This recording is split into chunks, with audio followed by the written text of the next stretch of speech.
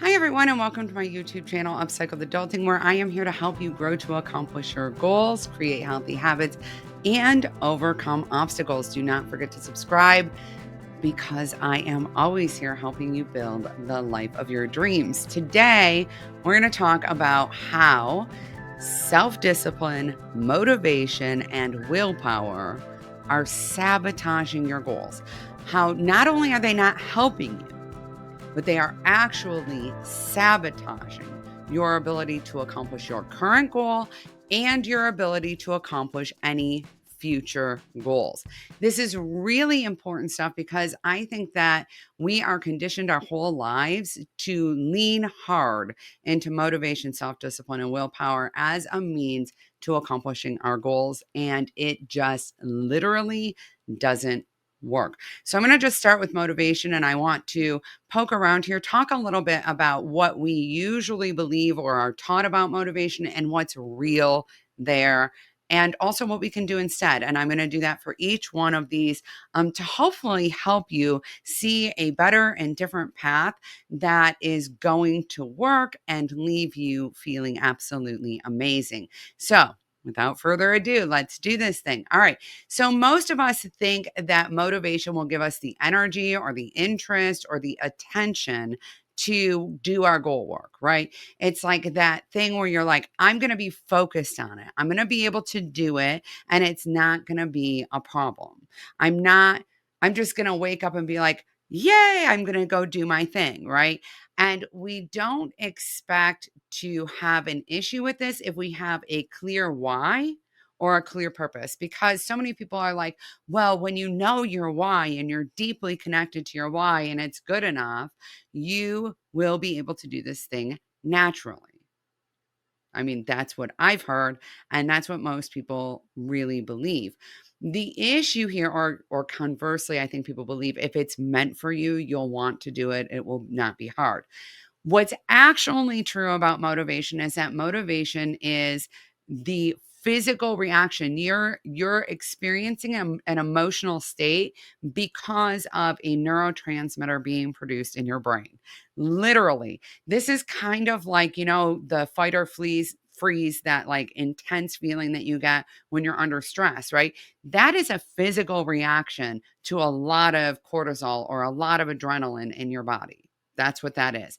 And motivation, the way that you're imagining it, is a response to a high level of dopamine in our body. That's why we feel so fired up, so ready to go. We're so excited. We're pumped. We can't wait when we first start imagining a goal.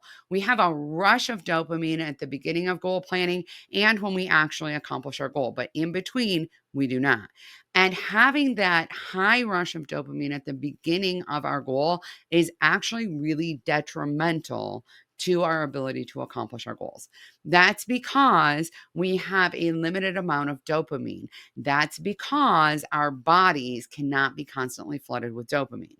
So when we have that rush of dopamine, we end up with a dopamine crash. It's very much like a caffeine crash or a sugar crash. When we have a caffeine crash or a sugar crash, though, we don't say, what's wrong with me? Why am I suddenly in a funk? We know why. Right? When we have a dopamine crash, we're like, what's wrong with me? Why can't I get motivated? Why am I so lazy? Why am I messing up all of a sudden? You're not. You don't have enough dopamine in your body.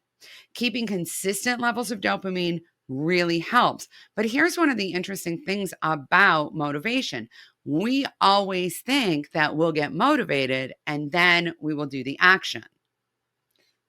Okay. In reality, dopamine is created because we're satisfied or because we feel good about the action we've taken. And so at the beginning, it's the action we've taken in the decision. We made a decision to do this goal. We did some research. We got excited about it, right? That is the action. But what happens when we stop being mindful of our progress and our action toward our goal, we end up crashing. And what happens is we think, well, I'll get motivated and then I'll do it. No, you have to do it and then get motivated. When you do the thing, you produce dopamine and you feel motivated. You feel satisfied and good and pleased. The way that we can hack this is by keeping our dopamine level. All right. Level. And that means not getting ourselves all fired up, not getting ourselves all spun up. We're going to instead focus on small steps that we can accomplish every single day. And we're going to keep an accomplishment journal. I'm going to put the link to my daily journal page in the description because y'all, you must have it if you're working on a goal in particular, or if you just want to be happy in your life. Okay. You just are like, I want to feel good in my life. This is what you need to do every day. And when you're mindful of your progress every day, it keeps your body producing a consistent amount of dopamine, which means that you stay consistently motivated. I like to actually call this you create momentum. So you just keep moving. You have that action to get you going and you just keep moving. It's that simple, really. So ditch the idea of trying to find your motivation or trying to get motivated or trying to keep yourself motivated.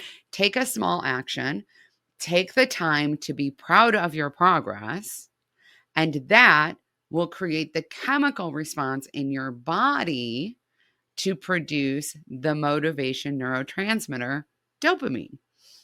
Then this leads me to number 2. So, how do you take the first action? And most people will say, willpower. I'm going to use willpower. I'm going to use my will to get myself to move, to get myself to do the thing. Even if I don't want to do it, I'm going to do it. Now, we use a lot of different techniques to lean into willpower. Sometimes we use accountability. Sometimes we use alarms. Sometimes we use countdown methods, right? We've heard of them, and so many gurus talk about this. They go on and on about it. And I understand why, because people don't know any other way. But the reality of the situation is that willpower is based on the idea that we're going to push ourselves to do something. Okay. Now, when we push ourselves to do something, we have a couple of different issues. One is long term, that generally doesn't work. I don't know if I have any other rebels up in here. Okay. But eventually, what ends up happening is we start making excuses. We start getting frustrated with ourselves because it's harder to do it. We start feeling defeated. And sometimes we just start feeling rebellious. We're like, you know what? No, not today. Not today. Okay. And when we have real life interferences, like for example, we were going to work out, but our kid was homesick and we really, really can't get to the gym. What happens is we tend to lose our momentum or our buildup on our willpower because we feel like we screwed up, we messed up because we didn't force ourselves to do it in those circumstances. On the flip side of the same coin is that when we lean into willpower, we oftentimes end up hurting ourselves.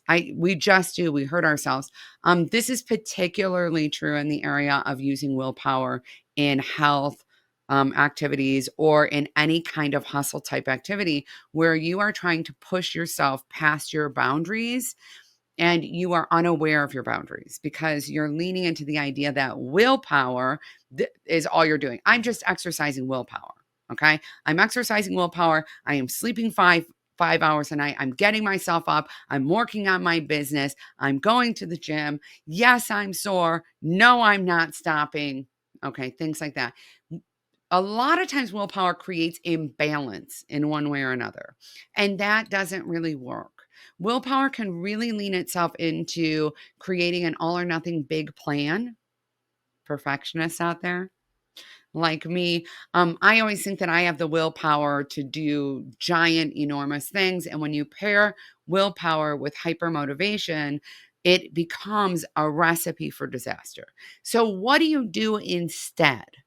What do you lean into instead of willpower? What you lean into instead of willpower is creating small, doable steps in your everyday life. These small, doable steps are the key to not just accomplishing a goal, but to being able to maintain it. It doesn't take as much willpower or internal force to get yourself to do something that you can automate, that you can stack into another routine, that you can make a habit, or that you can make simple. And so, one of the things that I've done instead of leaning into willpower is I've actually created a window in my day where I dedicate that time to working on my goals. That's it. It's in my morning routine. It started off as just 15 minutes. For 15 minutes in my morning routine, I would do something to work on my goal. That's it. It didn't have to be anything big. Now, when I started this, I didn't start with 15 minutes because I'm a night owl. I had to gradually, my actual goal work was waking up 15 minutes earlier. That was the first goal work job I had. And maybe that's true for you too. But once you earmark that space in your life and you automate goal work as a habit, you don't have to use willpower anymore. It's just what you do.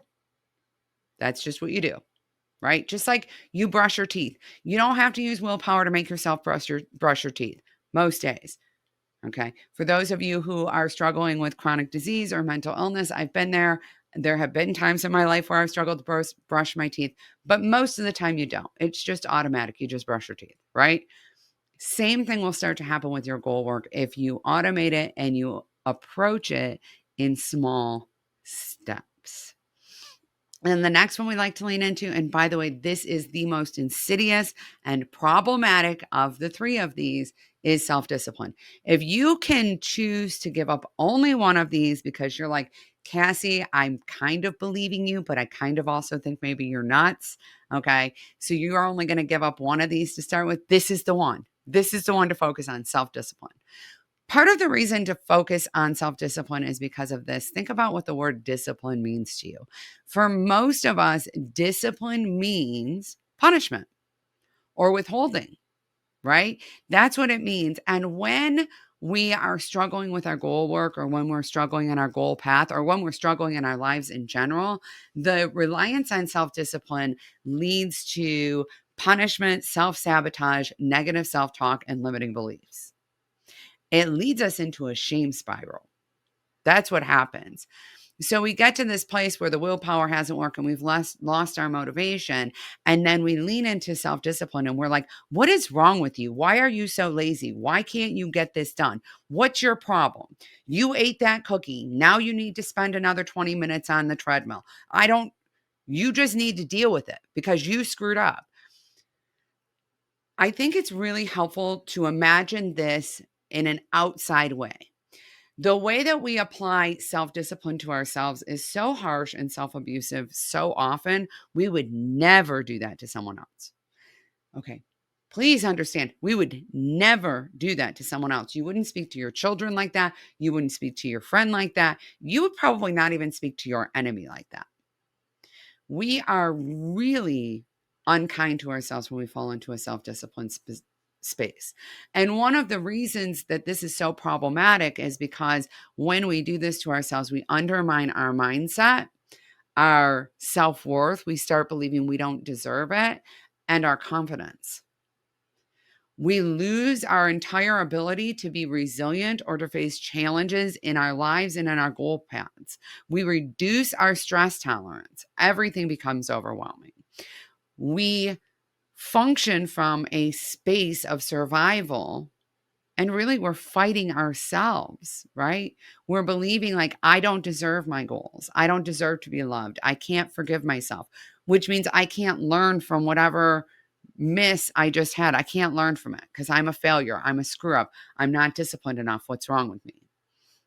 So what we need to do instead is give ourselves positive reinforcement. Now, I know that for some of you, this is going to sound really outrageous, especially if you're like me and you came from a more authoritarian family.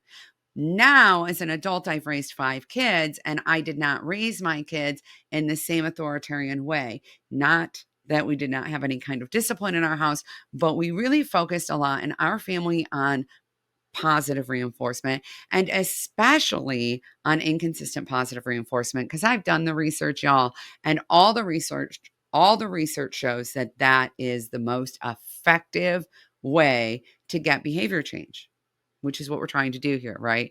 To encourage positive behaviors or to discourage behaviors you want avoided is positive reinforcement. And so that means rewarding yourself. And that doesn't mean rewarding yourself when you hit your milestone. By the way, when you do some big fancy thing, that actually means rewarding yourself when you need to be rewarded. That means acknowledging yourself and your successes along the path. And again, having an accomplishment journal really helps. Having small steps that you're working on daily really helps, but actually taking the time to share your wins with other people, to be proud of yourself, to pamper yourself, to give yourself a little treat, even on, and I will say sometimes especially on the days that you're really struggling. Reminding yourself that you love yourself, that you deserve this, that you're capable of this makes all the difference in the long term outcome of you working towards your goals.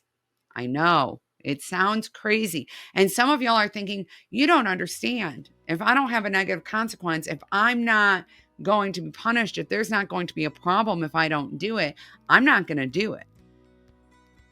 And I'm just going to tell you, that's actually not how it works. That's what you know. That's what you've experienced before, and that's what you know. It feels so amazing, and it is so empowering and so incredible to feel good about what you're doing, to feel proud of yourself, to feel celebrated, to feel acknowledged. And most of us, unfortunately, have lived in environments where that's not what's happened, right? Where that's not what's happened. Yes, negative consequences happen. They're not when they're natural, not when we do them to ourselves. Not when we do them to ourselves. It's okay and better than okay. It will keep you on track with accomplishing your goals. It'll make your goals doable and maintainable.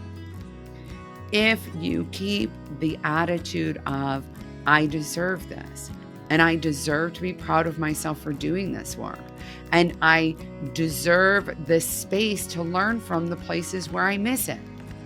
Because I'm doing awesome. So if I'm struggling here, there's a good reason. And instead of punishing myself, I need to figure out how I can better support myself, how I can help myself, how I can create the bridge.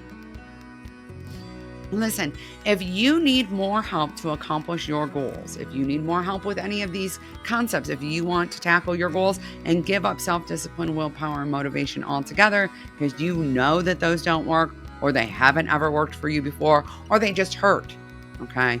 I want you to make sure that you check out my Goal Mastery course. It comes with this amazing community that's supportive and encouraging and will help you stay on track with your goals in a doable and real way in your life. It's 100% guaranteed, works at least 90% of the time. People have used it for goals ranging from business to health to relationships to home management. And I know that this will work for you too. Remember, y'all, there's one thing you walk away with here. Give up self-discipline. It's hurting you. You are absolutely amazing. You deserve to believe that too. I believe in you, and I am here to help you recognize that you deserve the life of your dreams and figure out how to get it. Don't forget to subscribe. I'll see you next time.